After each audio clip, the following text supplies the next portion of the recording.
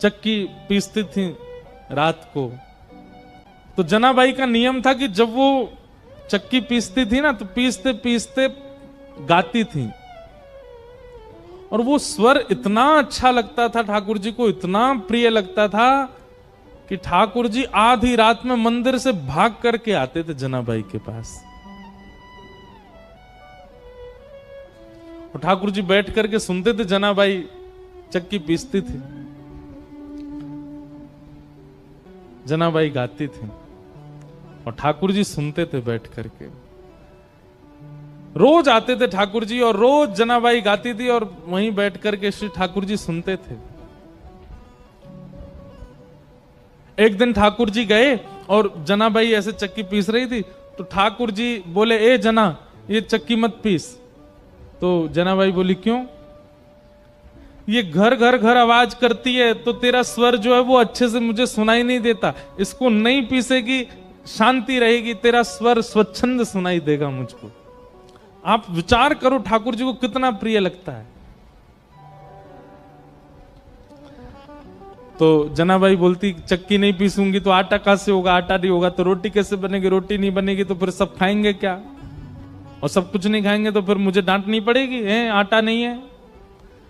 तुम तो बस सुनने आ जाते हो रोज रोज यहां पर, मुझे तो सुबह रोटी बनानी, नामदेव जी पूरा परिवार भोजन करेगा। नामदेव जी के यहां सेवा करती थी ना जनाबाई।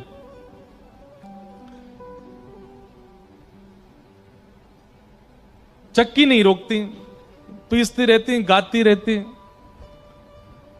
ठाकुर जी बोले, नहीं नहीं चक्की रोको, मुझे तुम्हारा स्वर सुनना है। तो जनाबाई बोलती, थोड़ा सा रह गया है, एक काम करो, अब मैं पीसूंगी तो धीरे धीरे चलेगा, तुम भी हाथ लगाओ थोड़ा सा। तो ठाकुर जी हाथ लगाते जनाबाई के साथ, और साथ में बैठ करके दोनों पीसते, और पीसते पीसते जनाबाई गाती, ठाकुर जी को सुनाती।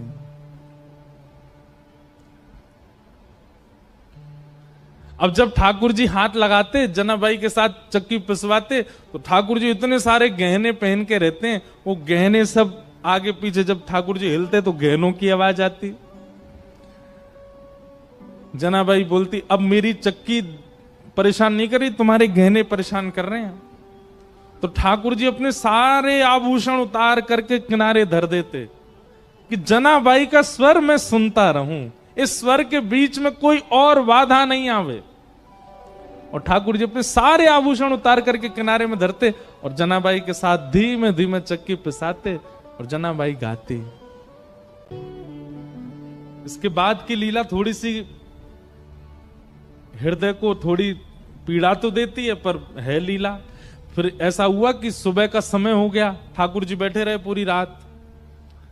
इतने में ही मंगल बाजे बजने लगे, घंटे घड़ियाल बजने लगे। पंडरीनाथ भगवान की मंगला आरती, उसको काकड़ा आरती बोलते हैं, काकड़ा आरती का समय हुआ। ठाकुर जी बोले, ए जना, मैं तो भूल ही गया। बोले, क्या हो गया? बोले, मंदिर में आरती होने वाली है। तो जनाबाई बोली, जल्दी जाओ, मंदिर जाओ। और जनाबाई थोड़ी भावुक हो गई। ठाकुर जी बोले, तू क्यों भावुक होती? बोले, पूरे दिन कल सोए नहीं, रात भर मैंने सोने दिया नहीं, अब फिर से दिन में जाके उठ जाओगे, ठंडे ठंडे पानी से सब तुमको नहलाएंगे, तुमको दूध से नहलाएंगे, बिल्कुल आराम नहीं करने दिया मैंने। ठाकुर जी बोले, तू भी तो नहीं करेगी तो मैं भी नहीं करूंगा। इतना सुख ठाकुर जी जनाबाई को। तो तुरंत ठाकुर जी जाने लगे, तो जनाबाई से बोले, ए सुन, तू अपनी सॉल दे दे। क्यों? ऐसे जाऊंगा तो सब पहचान जाएंगे मुझको, वहां पुजारी पंडा सब भारी खड़े होंगे, थोड़ा धक्के जाऊंगा खुद को तो किसी को पता नहीं चलेगा। और जनाबाई की सॉल लपेट करके श्री पंडरीनाथ भगवान पहुंचे मंदिर। बाहर पंडा पुजारी खड़े थे चुपचाप, ठाकुर जी मुंह ढकढका के भीतर घुस गए। पंडाओं ने सोचा कोई होंगे, भीतर के सेवक होंगे। और भीतर जाकर के ठाकुर जी जैसे ही अपनी वेदी के ऊपर खड़े हुए ही थे, इतने में ही कपाट खुल गए, सॉल उतार ही नहीं पाए ठाकुर जी। और ऐसे जैसे खड़े भये, कपाट खुले, सब लोग जय जयकार करने लगे, पंडरीनाथ भगवान की जय, रुक्मणीनाथ भगवान की जय। वहीं दर्शनार्थियों में नामदेव जी खड़े थे। नामदेव जी ने जैसे ही ठाकुर जी को, नामदेव जी का नियम था रात्रि शयन के दर्शन करके जाते थे, फिर सुबह मंगला में आते थे। रात्रि शयन में ठाकुर जी इस सौल में तो नहीं थे, और नामदेव जी के घर में ही सेवा करती है जनाबाई। और जनाबाई की सामग्री नामदेव जी को पता है वो क्या पहनती है। नामदेव जी तुरंत बोले ये सॉल तो मैंने कहीं देखी है जो पंडरीनाथ पहने, रात में तो नहीं थी, ये सुबह कहां से आ गई। नामदेव जी बोले कहां देखी कहां देखी कहां देखी, सोचते सोचते सोचते उनको याद आया, अरे ये तो हमारे घर में सेविका जना पहन के घूमती है, ये तो वही सॉल है। उसकी कढ़ाई आदि बिल्कुल वैसी थी। तो कई बार आश्चर्यचकित वस्तु दिखती है तो आप अचानक से बोल पड़ते हो, और नामदेव जी बोल पड़े, ये तो जना की सॉल है। अब नामदेव जी जितनी देर सोच रहे थे उतनी देर वैसे ही मंदिर में बड़ी भगदड़ हो गई थी। क्यों? क्योंकि जैसे ही कपाट खोले और ठाकुर जी का जब दर्शन किया तो ठाकुर जी के जितने आभूषण थे वो थे ही नहीं। क्यों? ठाकुर जी तो रात में वहीं चक्की पर छोड़े आए थे जनाबाई के पास में। और यहां सब मंदिर में भाग दौड़ होने लगी, बोले अरे ठाकुर जी के आभूषण कहां है, आभूषण कहां। और इसी समय नामदेव जी सोच रहे थे सॉल किसकी है, और अचानक से उनके मुख से निकला ये सॉल तो जना की है। सारे पुजारियों ने रुक के कहा, क्या कहा? ये सॉल जनाबाई की है? बोला हाँ। इसका मतलब आपके यहां जो जनाबाई है वही आकर के और यहां पे जो है सब चोरी करके चली गई, ठाकुर जी के सब आभूषण ले गई। किसी ने भी सदविचार नहीं किया, सबने दुर्विचार किया कि जनाबाई सब ठाकुर जी के आभूषण चुरा के चले गए। यहां जनाबाई रात भर का जो उसका अनुभव था उसको आनंद ले रही थी, स्नान ध्यान करके आज बड़ी प्रसन्न है, तिलक लगाती है। ठाकुर जी ने रात में जो सुख दिया उसको भूल नहीं पा रही है। और इतने में ही सब पुजारी आ गए, और पुजारियों ने आकर के कहा, ए जना तू ठाकुर जी के आभूषण चुरा के लाई। जनाबाई को अचानक याद आया, बोले अरे रात में चक्की पीसते समय आवाज हो रही थी तो उन्होंने उतार के चक्की के पास ही रख दिए थे।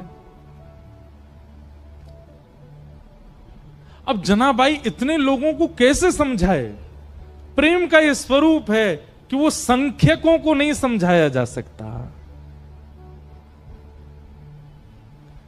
अब जनाबाई बोलती कि वो आए थे, पिसवा रहे थे, कौन सुनने को तैयार होता उस समय?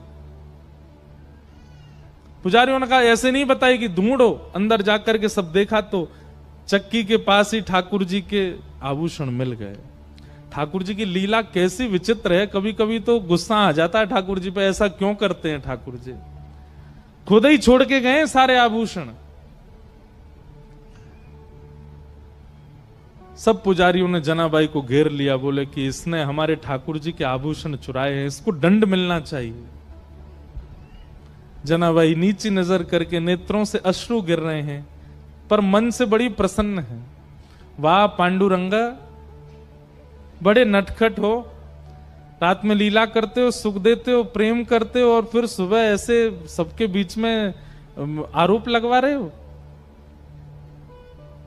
लेकिन भक्त का स्वभाव होता है तेरे फूलों से भी प्यार, तेरे कांटों से भी प्यार, तू जो भी देना चाहे दे दे मेरे करता, सब स्वीकार। और पंढरपुर में एक घनघोर बादल ने आकर के आक्रमण किया। सब लोगों ने निश्चित किया कि जनाबाई को सूली पर चढ़ा दो, इसने ठाकुर जी के आभूषण चुराए। लोगों को पता चले कि पंडरीनाथ भगवान की किसी भी वस्तु का हरण करने से क्या होता है। थोड़ा सा रोष किया जनाबाई ने। पंडरीनाथ के सामने जनाबाई कहती हैं, बोले कि नाथ मुझे सूली पर चढ़ने में दिक्कत नहीं, पर कल को आपके भगत बहुत डरेंगे। जैसे रात में मेरे घर आ गए थे, मैंने तो द्वार खोल के भीतर बुला लिया था, कल को किसी और के घर जाओगे तो कोई द्वार खोलेगा नहीं। आपका क्या पता कहीं कड़ूला छोड़ के चले जाओ, कहीं मुकुट छोड़ के चले जाओ, सुबह आरोप लगे तो। लेकिन जनाबाई क्रोध तो कर रही है लेकिन प्रेम में कर रही है, ठीक है, पर मुझे स्वीकार है। किसी ने प्रश्न किया नामदेव जी ने क्यों नहीं रोका? क्योंकि नामदेव जी जान गए थे कि ठाकुर जी अब जना को संसार में नहीं देखना चाहते, उसको अपने नित्य निकुंज में बुलाना चाहते हैं, वो सदा उनके पास रहे, ठाकुर जी की वो इच्छा है। सब लोगों ने सूली बना दी और जनाबाई को उस पर चढ़ा दिया। लेकिन जैसे ही जनाबाई सूली के ऊपर गई, विठल को स्मरण करके नेत्र सजल हो गए। ये हो नहीं सकता है, ये ठाकुर जी होने नहीं देंगे। और इतने में ही लाखों लोगों के सामने देखते देखते जो सूली बनाई थी वो पिघल गई, पिघल करके अंतर ध्यान हो गई, कोई सूली नहीं थी। जनाबाई स्वच्छंद खड़ी थी, ठाकुर जी ने उसको पिघला दिया, एक मोम की तरह पूरी सूली पिघल गई। लेकिन जनाबाई अब वापस संसार में आने वाली नहीं थी और खड़े खड़े जनाबाई ने वहीं अपने देह का त्याग कर दिया और श्री ठाकुर जी की नित्य लीला में प्रवेश कर गई। आज भी जनाबाई का गोपालपुर गांव है पंढरपुर के पास, वहां सब व्यवस्थित है। जनाबाई के हाथ के थपे हुए कंडे जिनमें से विठल विठल स्वर आता था वो भी रखे हैं। और ठाकुर जी ने श्री नित्य लीला में प्रवेश करा दिया जनाबाई को।